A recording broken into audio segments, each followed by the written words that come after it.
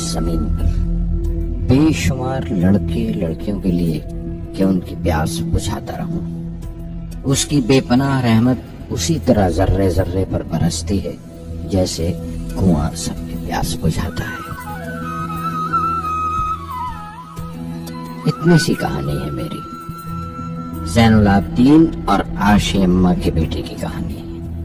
اس لڑکے کی کہانی جو اخباریں بیچ کر اپنے بھائی کی مدد کرتا تھا.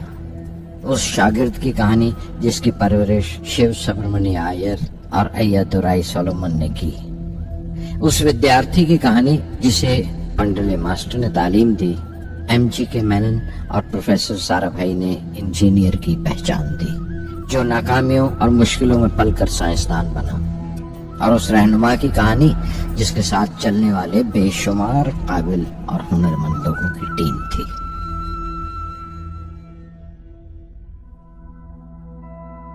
میری کہانی میرے ساتھ ختم ہو جائے گی کیونکہ دنیاوی معنوں میں میرے پاس کوئی پونجی نہیں ہے. میں نے کچھ حاصل نہیں کیا، جمع نہیں کیا. میرے پاس کچھ نہیں اور کوئی نہیں، نہ بیٹا نہ بیٹی نہ پریوار. میں دوسروں کے لیے مثال نہیں بننا چاہتا، لیکن شاید کچھ پڑھنے والوں کو پریرنا ملے کہ انتم سکھ روح اور آتما کی تسکین ہے. خدا کی رحمت ان کی وراثت ہے. میرے پردادا اول، میرے دادا پکیر اور میرے والد زین العابدین کا خاندانی سلسلہ عبدالکلام پر ختم ہو جائے گا، لیکن خدا کی رحمت کبھی ختم نہیں ہوگی کیونکہ وہ امر ہے، لافانی ہے.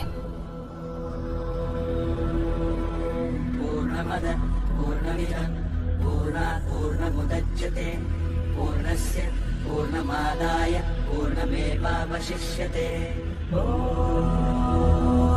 पूर्णमदः पूर्णमिदं पूर्णात् पूर्णमुदच्यते. पूर्णस्य पूर्णमादाय पूर्णमेवावशिष्यते. पूर्णमदः पूर्णमिदं पूर्णात् पूर्णमुदच्यते. पूर्णस्य पूर्णमादाय पूर्णमेवावशिष्यते. पूर्णमदः पूर्णमिदं पूर्णात् पूर्णमुदच्यते.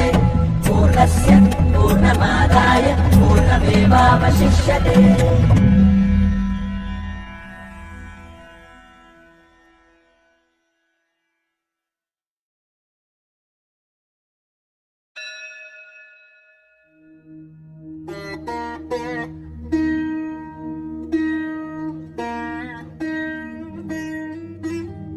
میں شہر رامیشورم کے ایک مڈل کلاس تمل خاندان میں پیدا ہوا.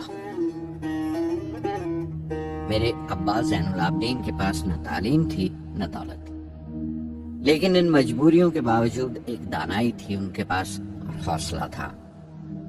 اور میری ماں جیسی مددگار تھی عاشی اماں. ان کی کئی اولادوں میں ایک میں بھی تھا. بلند قامت ماں باپ کا ایک چھوٹے سے قد والا معمولی شکل و صورت کا لڑکا. اپنے پشتینی مکان میں رہتے تھے ہم، جو کبھی 19ویں صدی میں بنا تھا. کافی وسیع اور پکا مکان تھا رامیشورم کی مسجد اسٹریٹ میں. میرے ابا ہر طرح کے عیش و آرام سے دور رہتے تھے، مگر ضروریات کی تمام چیزیں میسر تھیں.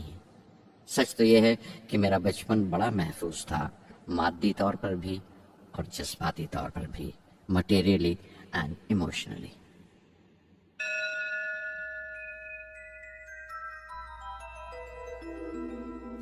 رامیشورم کا مشہور شیو مندر ہمارے گھر سے صرف 10 منٹ کی دوری پر تھا. ہمارے علاقے میں زیادہ آبادی مسلمانوں کی تھی، پھر بھی کافی ہندو گھرانے تھے جو بڑے اتفاق سے پڑوس میں رہتے تھے. ہمارے علاقے میں ایک بڑی پرانی مسجد تھی جہاں میرے ابا مجھے ہر شام نماز پڑھنے کے لیے لے جایا کرتے تھے.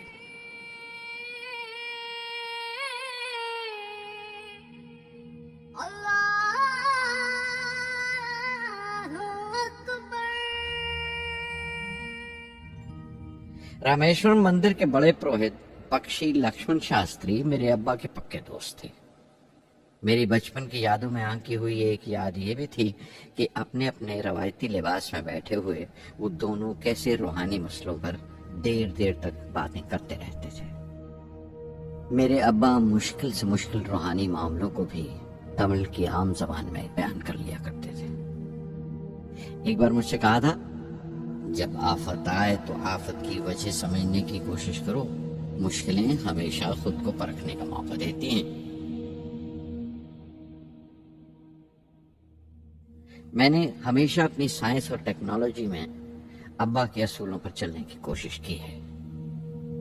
मैं इस बात पर यकीन रखता हूँ कि हमसे ऊपर भी एक आला ताकत है, एक महान शक्ति है जो हमें मुसीबत, मायूसी और नाकामियों से निकालकर सच्चाई के मुकाम तक पहुंचाती है।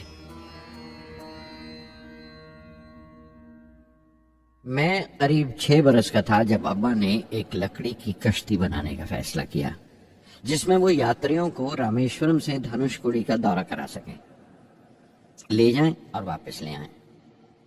वो समंदर के साहिल पर लकड़ियां बिछाकर कश्ती का काम किया करते थे। एक और हमारे रिश्तेदार के साथ, अहमद जलालुद्दीन। बाद में उनका निकाह मेरी आबा जोहरा के साथ हुआ। अहमद जलालुद्दीन हालांकि मुझसे 15 साल बड़े थे, फिर भी हमारी दोस्ती आपस में जम गई थी। हम दोनों हर शाम लंबी सैर को निकल जाया करते थे। मस्जिद गली से निकलकर हमारा पहला पड़ाव शिव मंदिर हुआ करता था, जिसके गिर्द हम उतनी ही श्रद्धा से परिक्रमा करते थे जिस श्रद्धा से बाहर से आए हुए यात्री। जलालुद्दीन ज्यादा पढ़ लिख नहीं सके उनके घर के हालात की वजह से, लेकिन मैं जिस जमाने की बात कर रहा हूँ, उन दिनों हमारे इलाके में सिर्फ वही एक शख्स था जो अंग्रेजी लिखना जानता था। जलालुद्दीन हमेशा तालीम याफ्ता पढ़े लिखे लोगों के बारे में बातें करते थे, साइंस की इजाद, मेडिसिन और उस वक्त के लिटरेचर का जिक्र किया करते थे। एक और शख्स जिसने बचपन में मुझे बहुत मुतासिर किया, वो मेरा कजन था, मेरा चचेरा भाई शमसुद्दीन। उसके पास रामेश्वरम में अखबारों का ठेका था और सब काम अकेले ही किया करता था। हर सुबह अखबार रामेश्वरम रेलवे स्टेशन पर ट्रेन से पहुंचता था। सन 1939 में दूसरी आलमगीर जंग शुरू हुई, द सेकेंड वर्ल्ड वॉर। उस वक्त मैं 8 साल का था। हिंदुस्तान को इत्तेहादी फौजों के साथ शामिल होना पड़ा और एक इमरजेंसी के से हालात पैदा हो गए थे। सबसे पहली दुर्घटना यह हुई कि रामेश्वरम स्टेशन पर आने वाली ट्रेन का रुकना कैंसिल कर दिया गया और अखबारों का गट्ठा अब रामेश्वरम और धनुषकोडी के बीच से गुजरने वाली सड़क पर चलती ट्रेन से फेंक दिया जाता। शमसुद्दीन को मजबूरन एक मददगार रखना पड़ा जो अखबारों के गट्ठे सड़क से जमा कर सके। वो मौका मुझे मिला और शमसुद्दीन मेरी पहली आमदनी की वजह बना। हर बच्चा जो पैदा होता है वो कुछ समाजी और आर्थिक हालात से जरूर असरअंदाज होता है और कुछ अपने जज्बाती माहौल से भी। उसी तरह उसकी तरबियत होती है। मुझे दयानतदारी और सेल्फ डिसिप्लिन अपने अब्बा से विरासत में मिला था और माँ से अच्छाई पर यकीन करना और रहमदिली। लेकिन जलालुद्दीन और शमसुद्दीन की सोहबत से जो असर मुझ पर पड़ा, उससे सिर्फ मेरा बचपन ही महज अलग नहीं हुआ, बल्कि आइंदा जिंदगी पर भी उसका बहुत बड़ा असर पड़ा।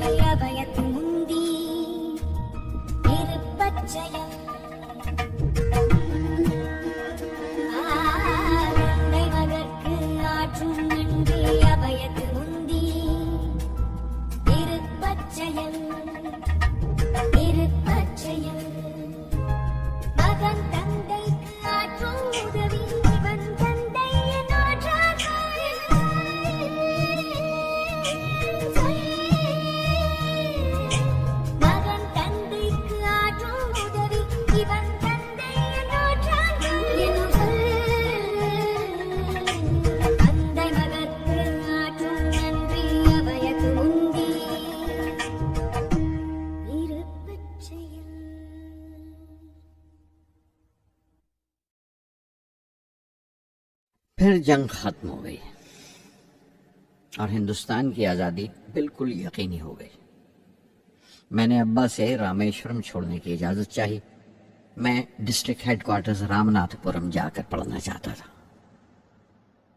شمس الدین اور جلال الدین میرے ساتھ رامناتھ پورم تک گئے مجھے شارٹس ہائی اسکول میں داخل کرانے کے لیے۔ جانے کیوں وہ نیا ماحول مجھے راس نہیں آیا۔ رامناتھ پورم بڑا مصروف شہر تھا اور قریب 50,000 کی آبادی تھی، لیکن رامیشورم کا سکون اور اطمینان کہیں نہیں تھا۔ گھر بہت یاد آتا تھا اور گھر لوٹنے کا کوئی موقع میں چھوڑتا نہیں تھا۔ شارٹس ہائی اسکول میں داخل ہونے کے بعد ایک 15 سالہ لڑکے کے تمام شوق جو ہو سکتے تھے میرے اندر جاگ اٹھے۔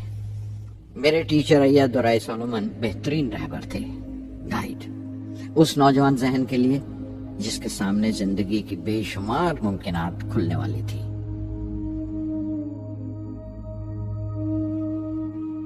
رامناتھ پورم کے اس عرصہ قیام میں ان سے میرا رشتہ استاد شاگرد یا گرو ششیہ سے بھی آگے نکل گیا۔ ایا دورائی کہا کرتے تھے، زندگی کامیاب ہونے اور نتیجے حاصل کرنے کے لیے 3 طاقتوں پر قابو پانا بہت ضروری ہے: خواہش، یقین اور امید۔ ایا دورائی سولومن جو بعد میں ریورنڈ ہو گئے کہا کرتے تھے، اس سے پہلے کہ میں چاہوں کچھ ہو جائے، یہ ضروری ہے کہ میرے اندر اس کی پوری شدت سے خواہش ہو اور یقین ہو کہ وہ ہوگا۔ میں اپنی زندگی سے اگر مثال دوں تو مجھے بچپن سے ہی آسمان کے اسرار اور پرندوں کی پرواز ہمیشہ حیران کرتی تھی، فیسینیٹ کرتی تھی۔ سمندر میں کونجوں اور بگلوں کو اونچی اڑانے لگاتے دیکھتا تھا تو اڑنے کو جی کرتا تھا۔ میں ایک سادہ لوگ گاؤں ہی کا لڑکا تو تھا، لیکن مجھے یقین تھا کہ ایک دن میں ضرور ان کونجوں کی طرح بلند اڑانے لگاؤں گا، بلندی پر پرواز کروں گا۔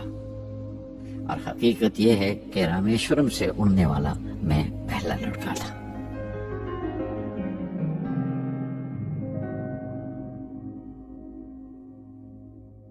شارٹس اسکول میں تعلیم ختم کرتے کرتے میرے اندر خود اعتمادی بس چکی تھی اور مجھے یقین تھا کہ میں ضرور کامیابی حاصل کروں گا۔ میں تعلیم آگے جاری رکھوں گا، اس میں کوئی دوسرا خیال نہیں تھا۔ سن 1950 میں میں انٹرمیڈیٹ پڑھنے کے لیے سینٹ جوزف کالج ٹریچی میں داخل ہو گیا۔ جب بی ایس سی ڈگری کے لیے میں نے سینٹ جوزف کالج میں داخلہ لیا تو ہائر ایجوکیشن کے معنی صرف اتنے ہی جانتا تھا۔ یہ نہیں جانتا تھا کہ ہائر ایجوکیشن کے لیے کچھ اور بھی ہو سکتا ہے، نہ یہ جانتا تھا کہ سائنس پڑھ کے فیوچر کے لیے اور کیا موقع حاصل ہو سکتے ہیں۔ بی ایس سی پاس کرنے کے بعد ہی جان پایا کہ فزکس میرا سبجیکٹ نہیں تھا۔ اپنے خواب کو پورا کرنے کے لیے مجھے انجینئرنگ میں جانا چاہیے تھا۔ پتہ نہیں کیوں کچھ لوگوں کا ایسا خیال ہے کہ سائنس آدمی کو خدا سے منکر کر دیتی ہے، لیکن میرے لیے تو سائنس اعتماد، وشواس اور روحانی تسکین کی وجہ رہی ہے۔ کسی طرح میں MIT یعنی مدراس انسٹیٹیوٹ آف ٹیکنالوجی کے امیدواروں کی لسٹ میں تو آ گیا، لیکن اس کا داخلہ بہت مہنگا تھا۔ کم سے کم 1,000 روپے کی ضرورت تھی اور میرے ابا کے پاس اتنے روپے نہیں تھے۔ اس وقت میری اکا، میری آپا زہرا نے اپنے سونے کے کڑے اور چین بیچ کر میری فیس کا انتظام کیا۔ مجھ پر اس کی امید اور یقین دیکھ کر میں پسیج گیا۔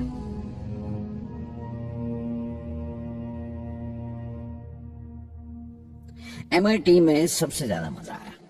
وہاں 2 ہوائی جہاز رکھے دیکھ کر جو اڑان سے بری کر دیے گئے تھے، مجھے ان کی طرف ایک عجیب سا کھچاؤ محسوس ہوتا تھا، اور جب سب لڑکے ہاسٹل لوٹ جاتے تھے میں کئی گھنٹے ان کے پاس بیٹھا رہتا تھا۔ فرسٹ ایئر مکمل کرنے کے بعد جب مجھے اپنے زیادہ خصوصی مضمون چننا تھے، یعنی اپنی اسپیشل برانچ کا چناؤ کرنا تھا، تو میں نے فورن ایروناٹیکل انجینئرنگ کا چناؤ کر لیا۔ MIT کی تعلیم کے دوران مجھے 3 ٹیچرز نے بہت متاثر کیا: professor Sponder, professor KAV Pandalai, professor Narasingha Rao. Professor Sponder technical aerodynamics سکھاتے تھے۔ ایروناٹیکل انجینئرنگ میں داخلے سے پہلے میں نے ان سے صلاح لی تھی۔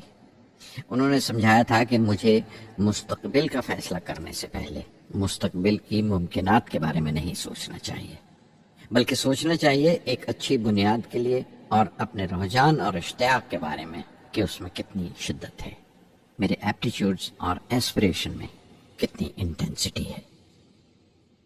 میں خود بھی ہونے والے انجینئرنگ اسٹوڈنٹس سے کہنا چاہتا ہوں کہ جب وہ اپنا اسپیشلائزیشن کا چناؤ کریں تو یہ دیکھیں کہ ان میں کتنا شوق ہے، کتنا اتساہ ہے اور لگن ہے اس شعبے میں جانے کے لیے۔ پروفیسر کے اے وی پنڈلائی نے مجھے ایرو اسٹرکچر ڈیزائن سکھایا اور اس کا تجزیہ بھی، وشلیشن، انالیسس بھی۔ وہ بڑے خوش دل اور دوست ٹیچر تھے اور ہر سال کوئی نہ کوئی نیا طریقہ، نیا نظریہ لے کر آتے تھے کورس میں۔ پروفیسر نرسنگ راؤ میتھمیٹیشین تھے، وہ ایرو ڈائنامکس کی تھیوری سکھایا کرتے تھے۔ ان کی کلاس میں داخل ہو کر مجھے میتھمیٹیکل فزکس باقی تمام سبجیکٹ سے زیادہ اچھا لگنے لگا۔ سادھا سنگی ہری ہری نام چتارا چتارا، سادھا سنگی ہری ہری نام چتارا، سہجی انت ہوے دنو رانتی अंकुर भलो हमारा,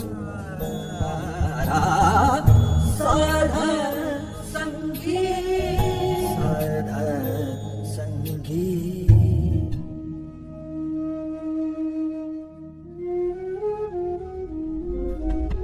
गुरुपुरा भेटियो बड़ भागी, गुरुपुरा भेटियो बड़ भागी, जाको अंतु न परवारा, अंतु न परवारा, नानक सरनी गहि स्वामी की पुनः पुनः नमस्कार, साधा संगी साधा संगी।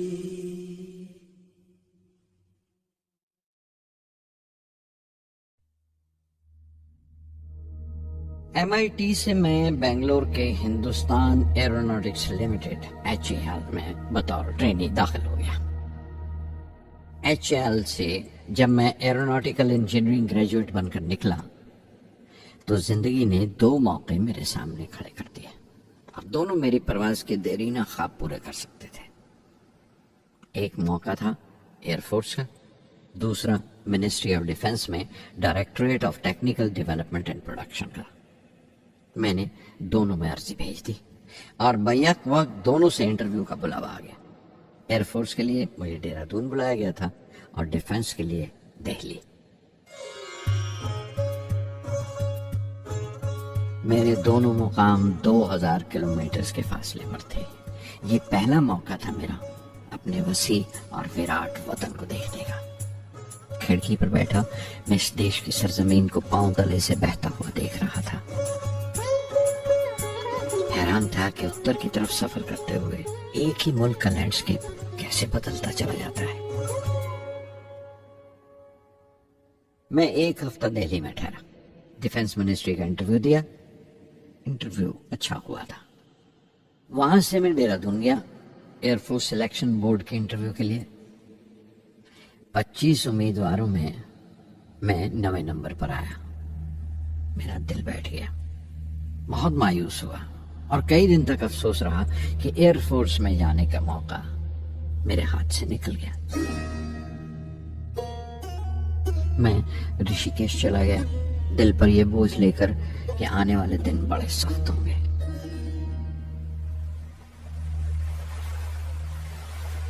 گنگا میں اسنان کیا اور پھر چلتا ہوا پاس کی پہاڑی پر شیوانند آشرم تک پہنچ گیا۔ سوامی شیوانند سے بھیٹ ہوئی۔ دیکھنے میں بالکل گوتم بدھ لگتے تھے، سفید دودھیا دھوتی اور پاؤں میں لکڑی کی کھڑاؤں۔ ان کی بچوں سی معصوم مسکان اور سادہ دلی دیکھ کر بہت پربھاوت ہوا میں نے بتایا انہیں کیسے میں انڈین ایئر فورس میں بھرتی ہونے سے رہ گیا اور میری کتنی شدید خواہش تھی آسمانوں میں اڑنے کی، پرواز کرنے کی۔ وہ مسکرا دیے اور بولے، خواہش اگر دل و جان سے نکلی ہو، وہ پوتر ہو اور اس میں شدت ہو، تو اس میں کمال کی ایک الیکٹرو میگنیٹک انرجی ہوتی ہے، ایک برقی مقناطیسی طاقت ہوتی ہے۔ دماغ جب سوتا ہے تو وہ انرجی رات کی خاموشی میں باہر نکل جاتی ہے اور صبح کائنات برہمانڈ سے ستاروں کی گتی رفتار کو اپنے ساتھ سمیٹ کر دماغ میں لوٹ آتی ہے۔ اسی لیے جو سوچا ہے اس کی سرشٹی اوشیہ ہے، وہ تخلیق ہوگا۔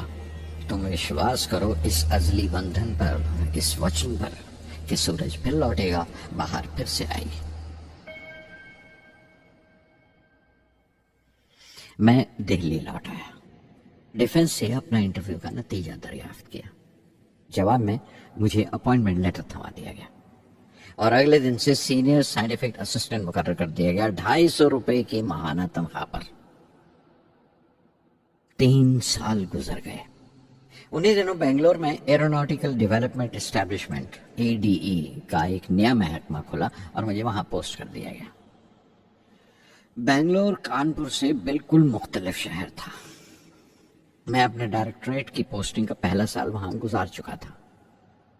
دراصل ہمارے دیش میں یہ ایک عجیب طریقہ ہے، ایک عجیب سا ڈھنگ ہے اپنے لوگوں کو حد درجہ تک نچوڑ لینے کا، جو ہمارے لوگوں کو انتہا پسند بنا دیتا ہے۔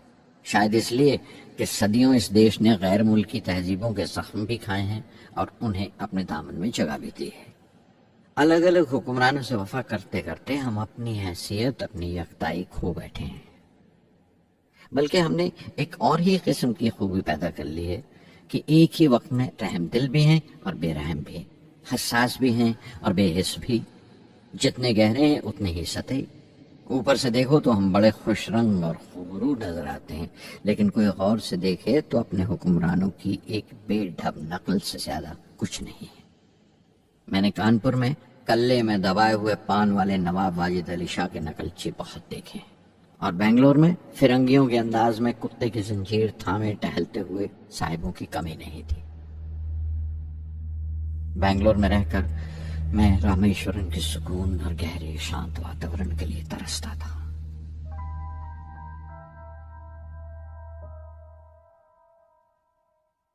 پہلے سال تو ADE میں کوئی زیادہ کام نہیں تھا۔ ایک پروجیکٹ ٹیم بنائی تھی کہ 3 سالوں میں ایک سودیشی ہاور کرافٹ تیار کریں، اور وہ وقت سے پہلے تیار ہو گیا۔ نندی اس کا نام رکھا گیا، شیو کی سواری کے آدھار پر۔ اس کا ڈیزائن ہماری امید سے زیادہ اچھا تھا، لیکن میں سخت مایوس ہوا جب آپسی کنٹروورسیز کی بنا پر سارا پروجیکٹ بالائے طاق رکھ دیا گیا، بند کر دیا گیا۔ Professor MGK Menon, Tata institute of fundamental research کے ڈائریکٹر، ایک روز اچانک ہی ہماری جانچ پڑتال کو آ پہنچے۔ نندی کا ذکر نکلا، مجھ سے پوچھ تاچھ کرتے ہوئے انہوں نے خواہش ظاہر کی ایک 10 منٹ کی اڑان کے لیے۔ اس کے 1 ہفتہ بعد کی بات ہے، مجھے انکوسپار سے بلاوا آ گیا، the Indian committee for space research. میں بمبئی چلا گیا راکٹ انجینئر کی پوسٹ کے لیے انٹرویو دینے۔ میرا انٹرویو لینے والے ڈاکٹر وکرم سارا بھائی اور پروفیسر MGK مینن کے علاوہ مسٹر سراف تھے، جو اس وقت ایٹومک انرجی کمیشن کے ڈپٹی سیکرٹری کے عہدے پر تھے۔ ڈاکٹر سارا بھائی کی گرم جوشی نے پہلی ہی ملاقات میں میرا دل مول لیا۔ اگلے ہی دن مجھے خبر مل گئی کہ میں چن لیا گیا۔ مجھے انکوسپار میں راکٹ انجینئر کی حیثیت سے شامل کر لیا گیا تھا۔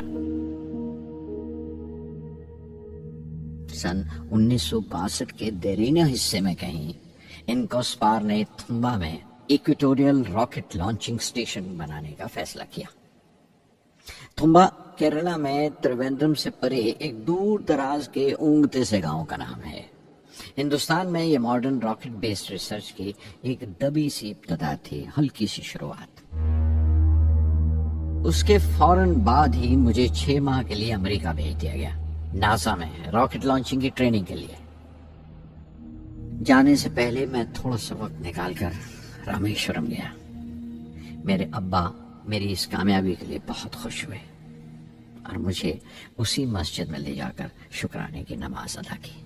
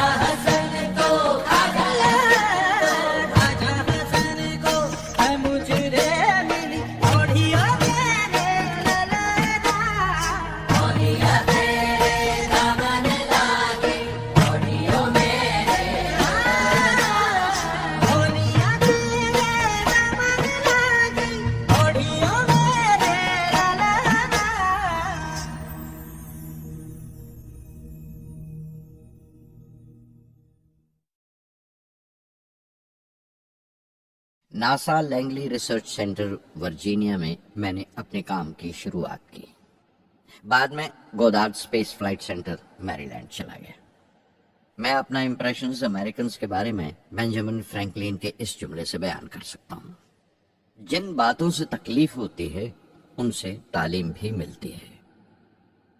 हिंदुस्तानी तंजीमों में, यहाँ की ऑर्गेनाइजेशंस में एक बड़ी मुश्किल है। जो ऊपर हैं वो बड़े मगरूर हैं, अपने से छोटों की, जूनियर्स और सबऑर्डिनेट्स की राय लेना अपनी हतक समझते हैं। कोई शख्स भी अपनी खूबी दिखा नहीं सकता अगर आप उसे मलामत ही करते रहें। उसूल और पाबंदी, पाबंदी और सख्ती, सख्ती और जुल्म के बीच की लाइन बड़ी महीन है, बारीक है, उसकी पहचान बहुत जरूरी है।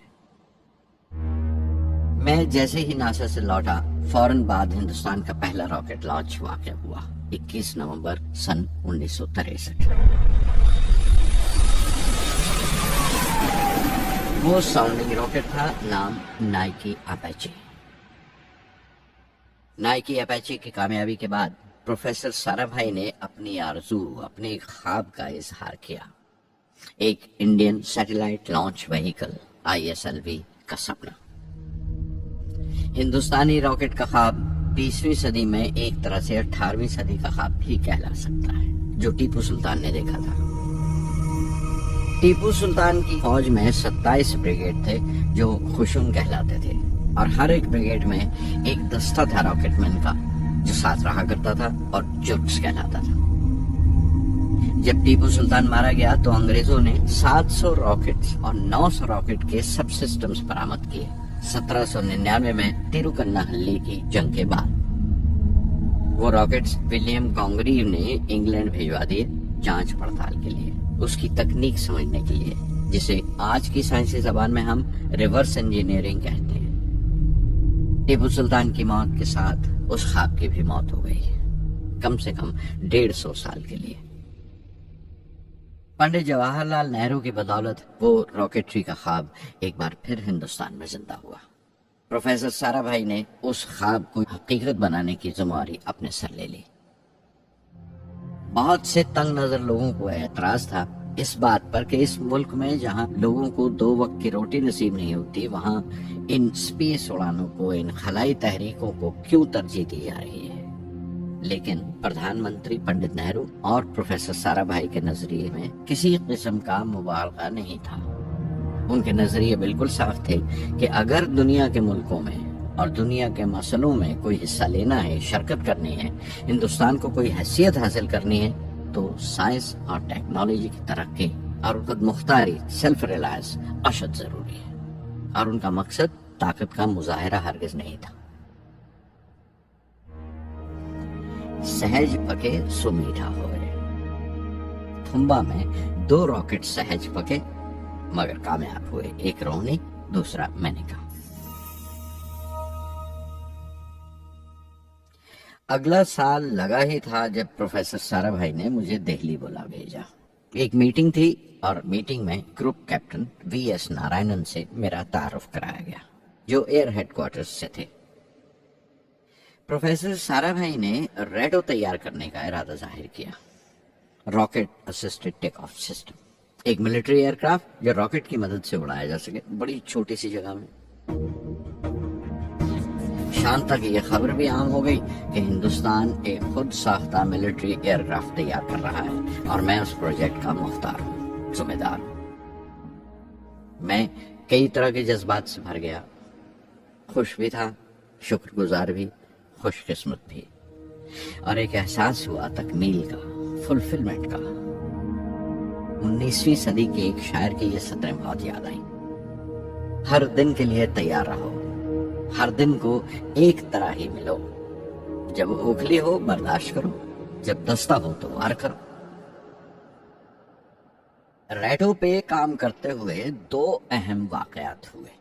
पहला तो ये था कि अपने देश में पहली बार स्पेस रिसर्च का 10 साला प्रोग्राम तैयार हुआ, जिसके ऑथर थे प्रोफेसर साराभाई।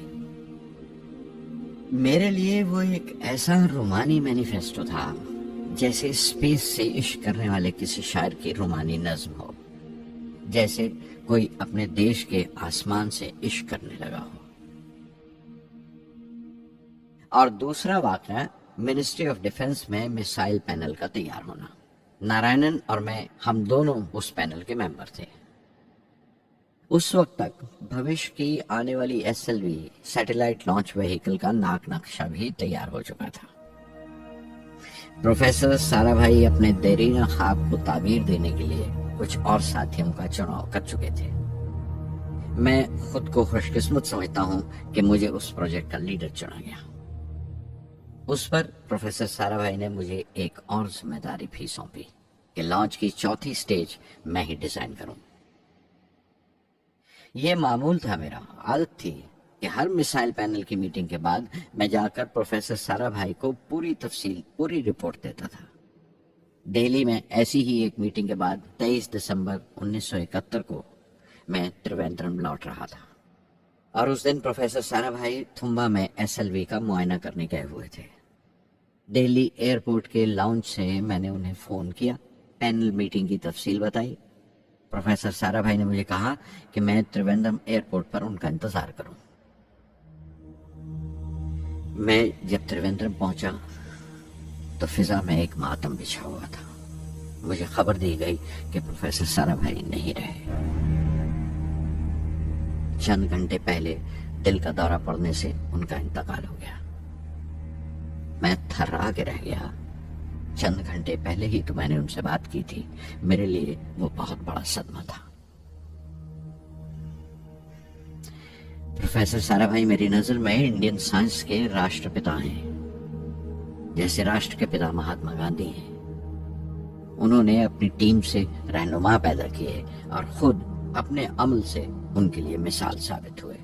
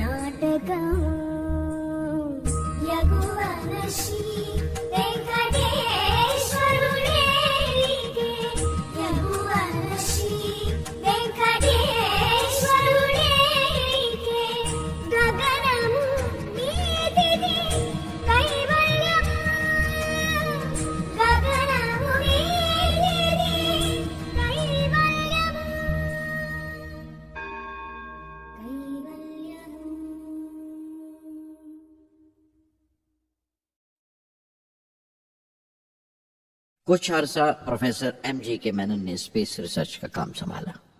बिलाखिर प्रोफेसर सतीश धवन को Indian Space Research Organisation ISRO की जिम्मेदारी सौंप दी गई।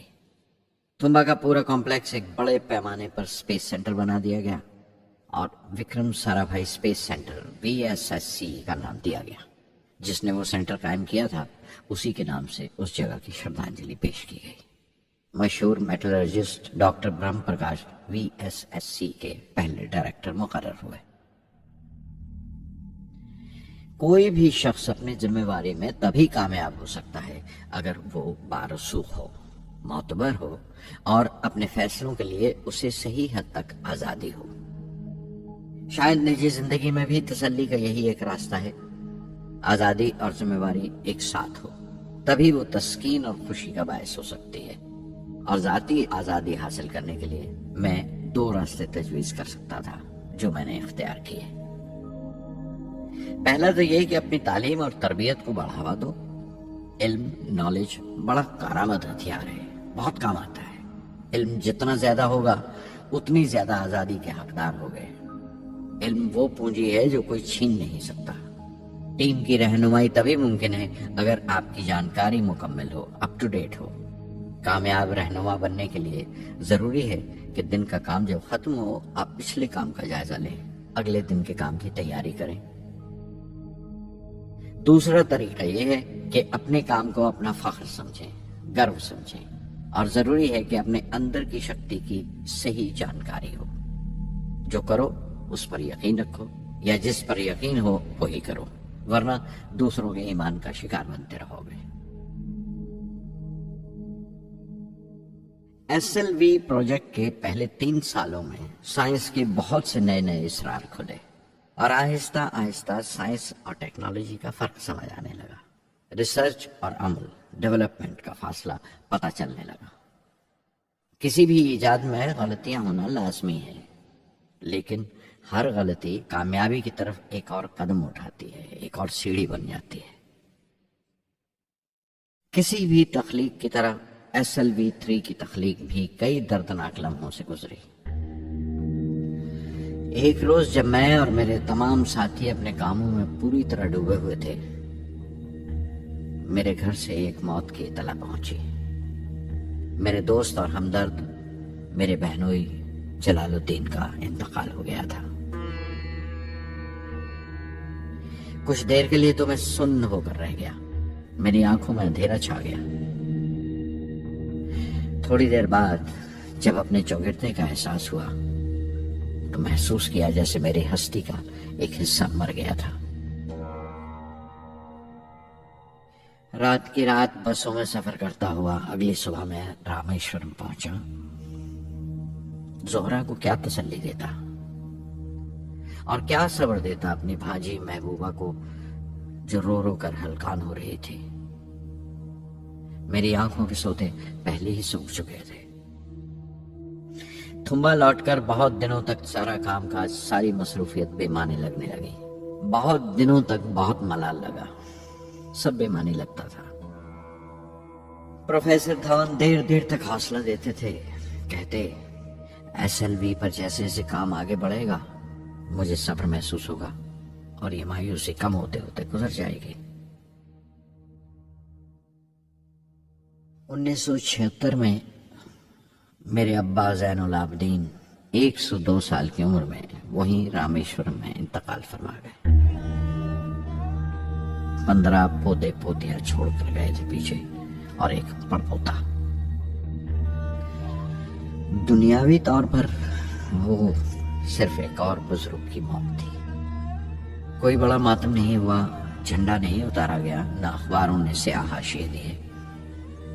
न सियासतदान थे वो, न विद्वान कोई, न कोई बड़े सरमाएदार। एक सीधे साधे इंसान थे, फरिश्ता सिफत। और हर उस बात की वजह थे जो दानाई और पारसाई की राह दिखाती है।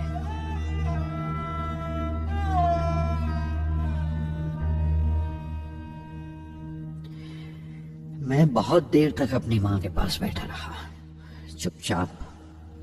और जब उठा थुम्बा लौटने के लिए तो उसने रुंधे गले से दुआएं दी मुझे।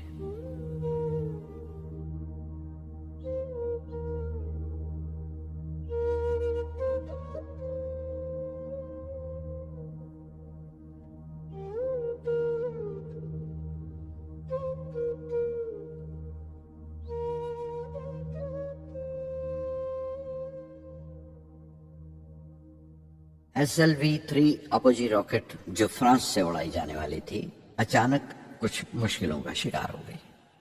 मुझे फौरन फ्रांस जाना पड़ा। मैं रवाना होने ही वाला था कि मेरी मां की मौत की खबर पहुंची। यके बाद दीगरे 3 मौतें हो गई मेरे घर में। उस वक्त मुझे अपने काम में पूरे ध्यान की जरूरत थी। 100% लगन से काम करने की ख्वाहिश किसी और लगन की गुंजाइश नहीं छोड़ती। मुकम्मल नीति और पूरी लगन से SLV-3 का ख्वाब 1979 के दरमियान में जाकर पूरा हुआ। हमने SLV-3 की परवाज का दिन 10 अगस्त 1979 तय किया था। 23 मीटर लंबा 4 स्टेजेस का ये रॉकेट 17 टन का वजन लेकर 7:58 पर बड़ी कजदाई से उड़ा और खला की तरफ रवाना हुआ।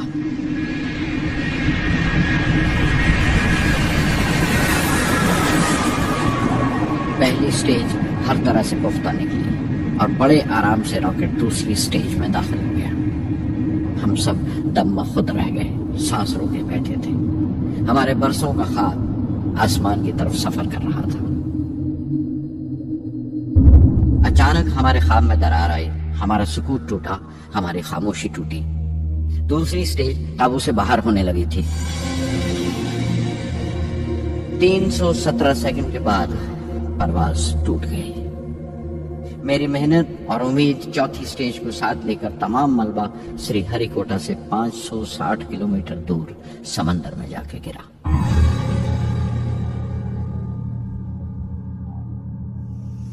इस हादसे से हम सबको सख्त सदमा पहुंचा। मैं गम और गुस्से से भर गया, नुचड़ गया, बिल्कुल जिस्मानी तौर पर भी और जहनी तौर पर भी। मैं सीधा अपने कमरे में गया और बिस्तर में धंस गया।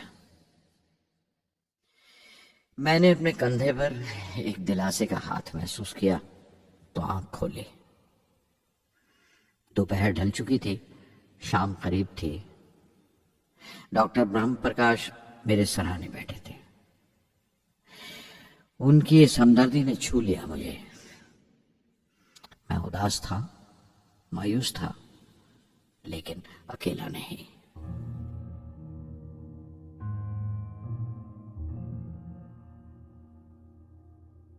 हर शख्स तकनीकी जमा तफरीक और बहस मुबासे के बाद मुतमईन हो चुका था, संतुष्ट हो चुका था, लेकिन मुझे इत्मीनान न आया और मुसलसल बेचैन रहा। मैं बेसाख्ता खड़ा हो गया और एतराफ़ किया प्रोफेसर धवन के सामने, सर, मेरे साथियों को नाकामयाबी की वजह दरियाफ्त हो जाने से इत्मीनान हो गया, लेकिन मैं उसे काफ़ी नहीं समझता। इस मिशन के डायरेक्टर की हैसियत से इस गलती को भी मैं अपनी जिम्मेवारी समझता हूँ। SLV-3 की नाकामयाबी की जिम्मेवारी मेरी है।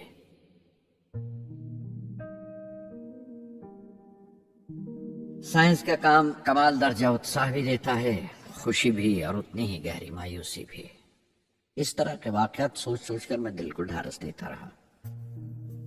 ये ख्याल कि इंसान चांद पर उतर सकता है, सबसे पहले एक रूसी साइंटिस्ट ने सोचा था। उसे हकीकत बनने में 40 साल गुजर गए जब अमेरिका ने उसे पूरा किया। प्रोफेसर चंद्रशेखर ने चंद्रशेखर लिमिट का आविष्कार किया था 1930 में, जब कैम्ब्रिज में पढ़ रहे थे। लेकिन 50 साल बाद उन्हें उसी डिस्कवरी पर नोबेल प्राइज मिला। वॉन ब्राउन अपनी सैटर्न लॉन्च व्हीकल से आदमी को चांद पर उतारने से पहले कितनी सारी नाकामियों से गुजरे होंगे। पहाड़ की चोटी पर उतरने से पहाड़ पर चढ़ने का तजुर्बा नहीं मिलता। जिंदगी पहाड़ की चढ़ानों पर मिलती है, चोटी पर नहीं। चढ़ानों पर ही तजुर्बे मिलते हैं और जिंदगी मंचती है और टेक्नोलॉजी तरक्की करती है। चोटी पर पहुंचने की कोशिश ही में चढ़ानों का इल्म हासिल होता है। میں ایک ایک قدم چلتا رہا چوٹی کی طرف.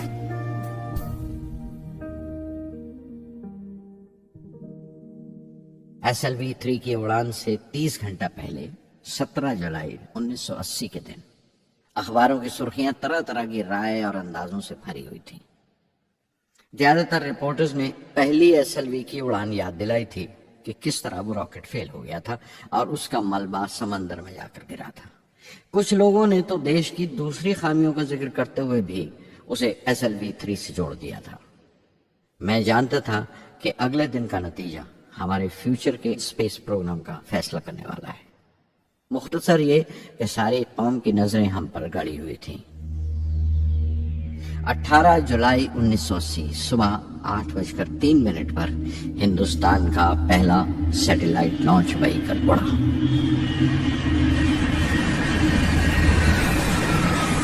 میں نے روہنی سیٹلائٹ کا تمام ڈیٹا کمپیوٹر پر جانچا. اگلے 2 منٹ کے اندر روہنی انترکش میں تھا. اس تمام شور و غل کے بیچ میں نے اپنی زندگی کے سب سے اہم الفاظ ادا کیے. میں مشن ڈائریکٹر بول رہا ہوں. ایک ضروری خبر سننے کو تیار رہو. چوتھی سٹیج کامیابی کے ساتھ روہنی سیٹلائٹ کو لے کر انترکش میں داخل کر رہی ہے. میں بلاک سے باہر آیا تو میرے ساتھیوں نے مجھے کندھوں پر اٹھا لیا اور نعرے لگاتے ہوئے جلوس نکالا. ساری قوم میں ایک جوش کی لہر دوڑ گئی. ہندوستان ان چند قوموں میں شامل ہو گیا تھا جن کے پاس سیٹلائٹ لانچ کی قابلیت تھی. ہماری قوم کا ایک خواب پورا ہوا تھا اور ہمارے اتہاس کا ایک نیا باب کھلا, ایک نیا چیپٹر.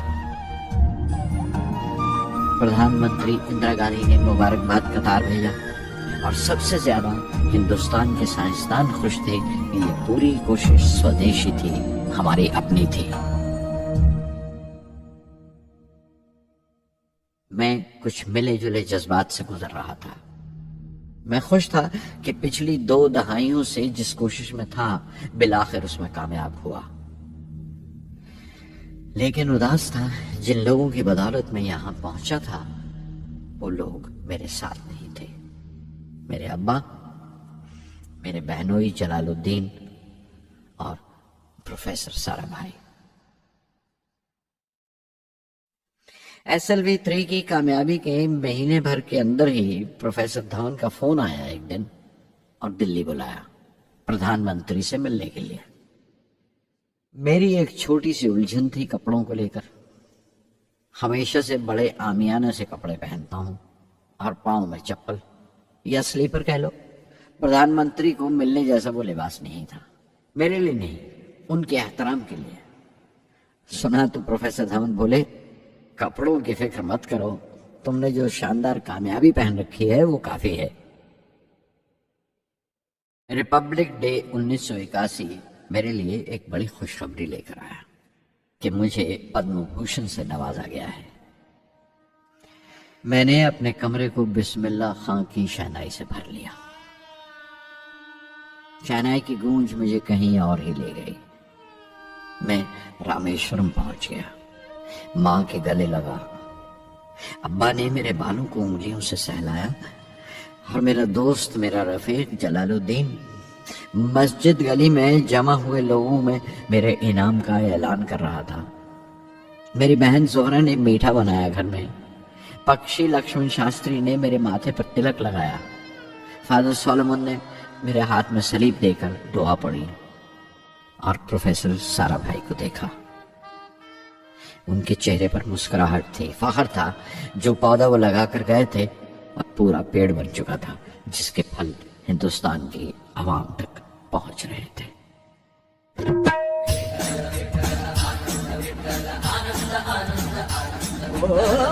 आनंदाचे डोही आनंद तरंग आनंदाचे डोही आनंद तरंग आनंदाची अंग आनंदाचे आनंदाची अंग आनंदाचे आनंदाचे डोही आनंद तरंग आनंदाचे डोही आनंद तरंग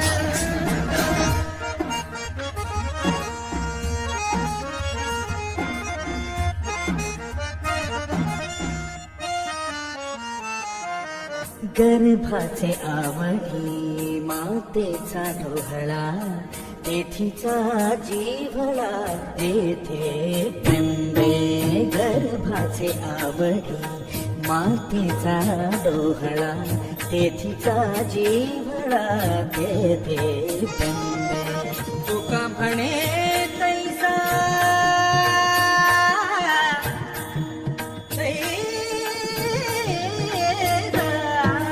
तुका म्हणे तैसा ओतलाचे ठसा अनुभव सरीसा मुखाला आनंदाचे डोई आनंद तरंग आनंदाची अंग आनंदाचे आनंदाचे डोई आनंद तरंग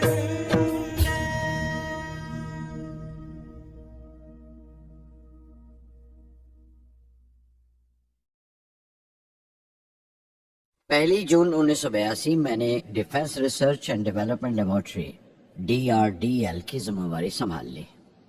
उस वक्त के defence minister Shri R Venkataraman ने जब मशवरा दिया कि बजाय दर्जा बदर्जा मिसाइल तैयार करने के हमें मुकम्मल अपनी मिसाइल तैयार करने का प्रोग्राम बनाना चाहिए, तो हमें अपने कानों पर यकीन नहीं आया और देखते देखते ही वो प्रोजेक्ट एक मुकम्मल मिसाइल का प्रोग्राम बन गया, जिसके नतीजे आइंदा बहुत दूर तक पहुंचे।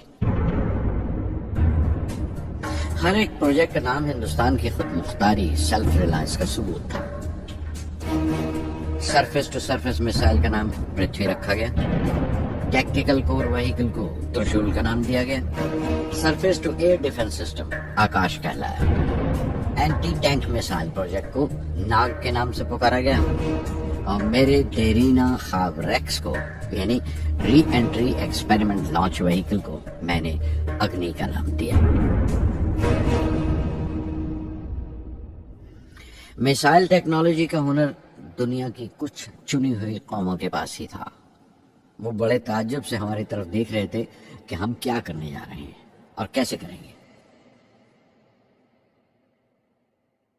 हम एक मीटिंग में बैठे हुए अपने मकसद को पूरा करने के लिए 1984 की निशानदेही कर रहे थे जब डॉक्टर ब्रह्म प्रकाश की मौत की खबर आई।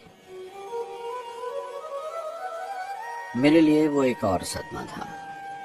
पहली SLV की नाकामी के वक्त जिस तरह उन्होंने ढारस दी थी मुझे, वो याद करके मैं और ज्यादा गमगीन हो गया।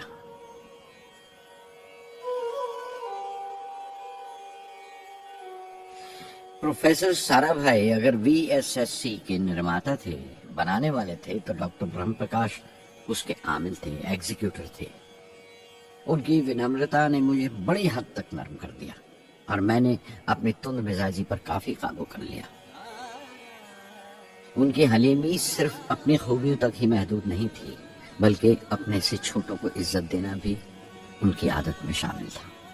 उनके बर्ताव और सलूक में ये बात नजर आ जाती थी कि कोई शख्स भी खामियों से खाली नहीं है, यहाँ तक कि अफसर भी, लीडर भी, रहनुमा भी। वो बहुत बड़े दानिश्वर थे। एक कमजोर से शरीर के अंदर उनमें बच्चों की सी मासूमियत थी। मुझे वो हमेशा साइंसदानों में संत नजर आते थे।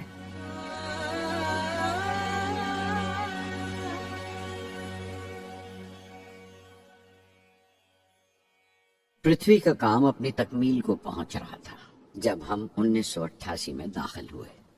25 फरवरी 1988 सुबह 11:23 पर पृथ्वी की पहली परवाज वाक़ हुई। हमारे मुल्क में वो एक ऐतिहासिक मौका था। पृथ्वी सिर्फ एक सरफेस टू सरफेस मिसाइल ही नहीं, बल्कि आइंदा आने वाली तमाम किस्म की मिसाइल का बुनियादी नक्शा भी था, फ्यूचर का मॉड्यूल था वो। पृथ्वी ने हमारे आस पड़ोस के मुल्कों को दहला दिया। मगरबी यानी वेस्टर्न मुल्कों को पहले तो हैरत हुई, फिर गुस्से का इजहार किया और पाबंदी लगा दी इंडिया के लिए कि वो ऐसी कोई चीज बाहर के मुल्कों से न खरीद सके जो उनके मिसाइल प्रोग्राम में इस्तेमाल हो सकती हो या काम आ सकती हो। मिसाइल की इजाद में हिंदुस्तान की खुद मुख्तारी ने दुनिया के तमाम तरक्की याफ्ता मुल्कों को परेशान कर दिया। اگنی کی ٹیم میں 500 سے زیادہ سائنسدان شامل تھے. اگنی کی پرواز 20 اپریل 1999 طے پائی تھی. لانچ کی تمام تیاریاں مکمل ہو چکی تھیں اور حفاظت کے لیے یہ فیصلہ کیا گیا تھا کہ لانچ کے وقت آس پاس کے تمام گاؤں خالی کرا دیے جائیں.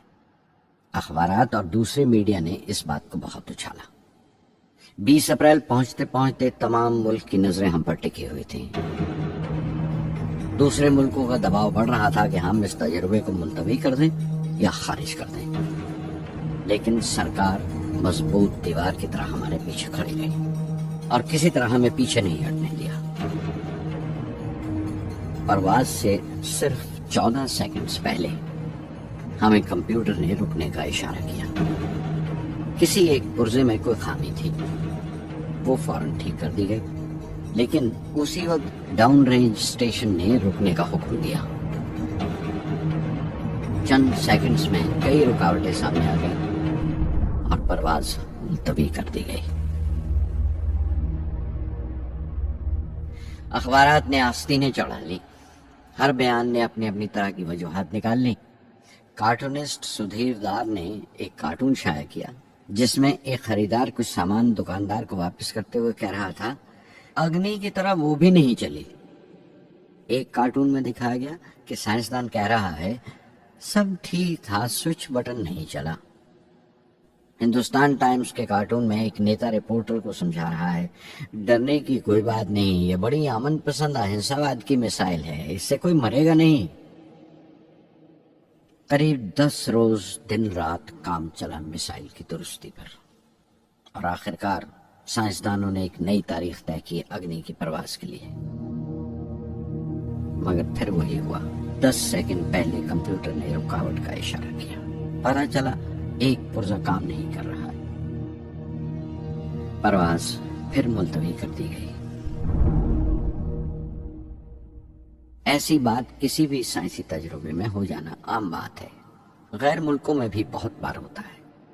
لیکن امید سے بھری ہوئی قوم ہماری مشکلیں سمجھنے کو تیار نہیں تھی. ہندو اخبار میں کیشو کا ایک کارٹون چھپا جس میں ایک دیہاتی کچھ نوٹ گنتے ہوئے کہہ رہا تھا، میزائل کے وقت گاؤں سے ہٹ جانے کا معاوضہ ملا ہے. 2-4 بار اور یہ تجربہ ملتوی ہوا تو میں پکا گھر بنوا لوں گا. امول بٹر والوں نے اپنے ہورڈنگ پر لکھا، اگنی کو ایندھن کے لیے ہمارے بٹر کی ضرورت ہے. اگنی کی مرمت کا کام جاری رہا. آخرکار ایک بار پھر 22 مئی کی تاریخ اگنی کی پرواز کے لیے طے پائی. اس کی پچھلی رات ڈاکٹر اروناچلم، جنرل کے.این. سنگھ اور میں ڈیفنس منسٹر کے.سی. پنت کے ساتھ چہل قدمی کر رہے تھے. پورے چاند کی رات تھی، ہائی ٹائیڈ کا وقت تھا اور لہریں گرج گرج کر خدا کی عظمت کا نام لے رہی تھی. کل اگنی کی پرواز کامیاب ہوگی یا نہیں، بار بار یہی سوال ہمارے دماغ میں گونج رہا تھا.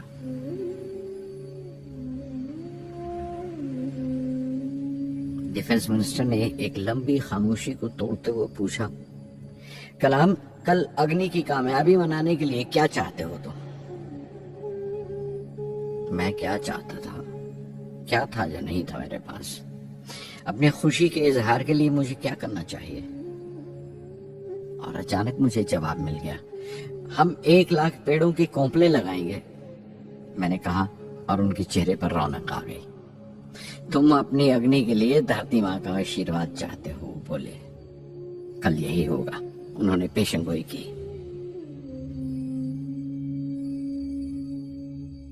اگلے دن صبح 7:10 پر اگنی لانچ ہوئی. قدم قدم صحیح نکلا. میزائل نے جیسے ٹیکسٹ بک یاد کر لیا، جیسے سبق یاد کر لیا تھا. ہر سوال کا صحیح جواب مل رہا تھا. لگتا تھا ایک لمبے خوفناک خواب کے بعد ایک خوبصورت صبح نے آنکھ کھولی ہے. 5 سال کی مشقت کے بعد ہم اس لانچ پیڈ پر پہنچے تھے. اس کے پیچھے 5 لمبے سالوں کی ناکامیابی، کوششیں اور امتحان کھڑے تھے. اس کوشش کو روک دینے کے لیے ہندوستان نے ہر طرح کے دباؤ برداشت کیے تھے، لیکن ہم نے کر دکھایا جو کرنا تھا. میری زندگی کا سب سے قیمتی لمحہ تھا وہ. वो मुट्ठी भर सेकंड्स, 600 सेकंड की वो परवाज जिसने हमारी बरसों की थकान दूर कर दी, बरसों की मेहनत को कामयाबी का तिलक लगाया।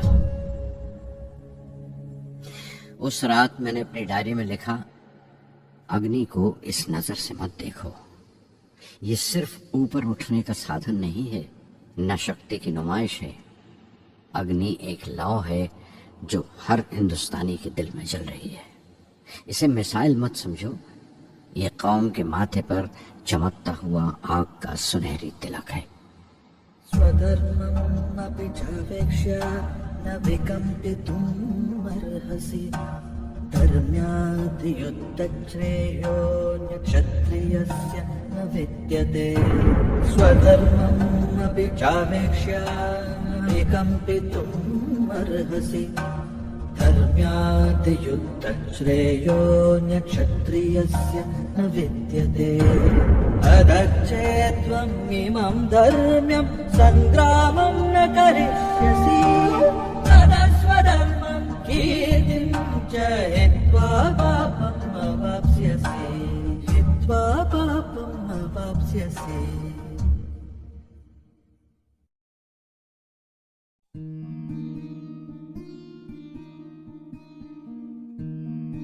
1990 के रिपब्लिक डे पर देश ने मिसाइल प्रोग्राम की कामयाबी का जश्न मनाया। मुझे पद्म विभूषण से नवाजा गया और डॉक्टर अरुणाचलम को भी।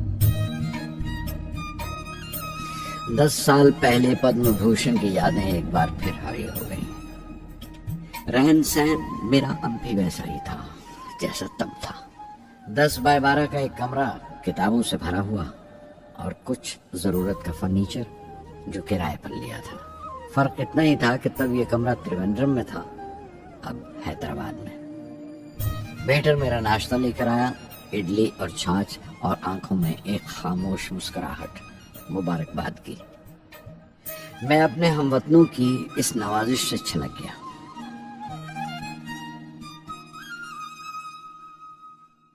मैं जानता हूं कि बहुत से साइंसदान और इंजीनियर मौका मिलते ही वतन छोड़ जाते हैं, दूसरे मुल्कों में चले जाते हैं ज्यादा रुपया कमाने के लिए, ज्यादा आमदनी के लिए।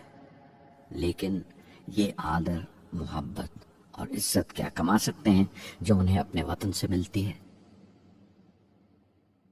15 अक्टूबर 1991 में 60 साल का हो गया। मुझे अपने रिटायरमेंट का इंतजार था। चाहता था कि गरीब बच्चों के लिए एक स्कूल खोलूं। ये वो दिन थे जब मैंने सोचा कि अपनी जिंदगी के तजुर्बे, मुशाहिदे और वो तमाम बातें कलमबंद करूं जो दूसरों के काम आ सके। एक तरह से अपनी स्वाने उम्री लिखूं, अपनी जीवनी।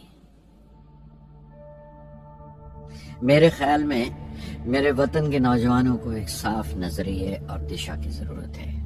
तभी ये इरादा किया कि मैं उन तमाम लोगों का जिक्र करूं जिनकी बदौलत मैं ये बन सका जो मैं हूं। मकसद ये नहीं था कि मैं कुछ बड़े बड़े लोगों के नाम लूं, बल्कि ये कि कोई शख्स कितना भी छोटा क्यों ना हो, उसे हौसला नहीं छोड़ना चाहिए। मसले, मुश्किलें जिंदगी का हिस्सा हैं और तकलीफें कामयाबी की सच्चाइयां हैं। जैसा कहा है किसी ने, खुदा ने ये वादा नहीं किया कि आसमान हमेशा नीला ही रहेगा, जिंदगी भर फूलों से भरी राहें मिलेंगी। खुदा ने ये वादा नहीं किया कि सूरज है तो बादल नहीं होंगे, खुशी है तो गम नहीं, सुकून है तो दर्द नहीं होगा।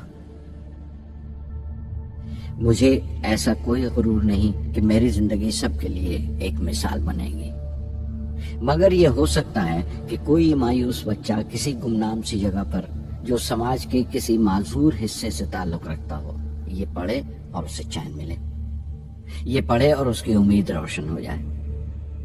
हो सकता है ये कुछ बच्चों को नाउमीदी से बाहर ले आए और जिसे वो मजबूरी समझते हैं वो मजबूरी ना लगे।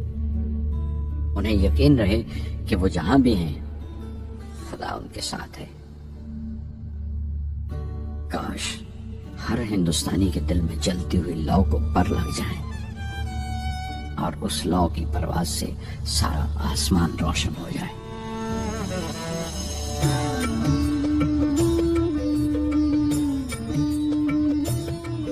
ये ज़मीन मेरी, मेरा आसमां बड़ा खूबसूरत है।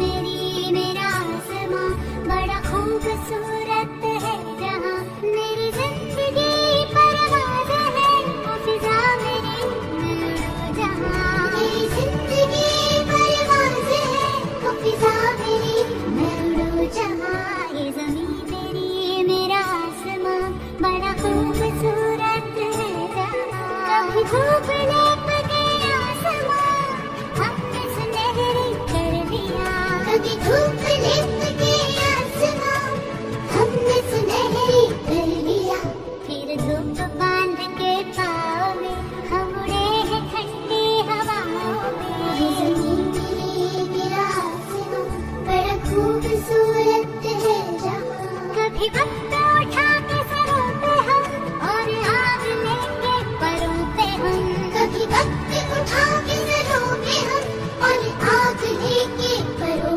पे हम कभी छानी खाली खुला कहीं हम उड़े जहां पे हवा नहीं ये ज़मीं मेरी मेरा आसमां बड़ा खूबसूरत है जहां मेरी जिंदगी परवाज़ है मेरी जिंदगी परवाज़ है वो फिजा मेरी मैं उड़ूं जहां ये ज़मीं मेरी मेरा आसमां बड़ा खूबसूरत है जहां ये ज़मीं मेरी मेरा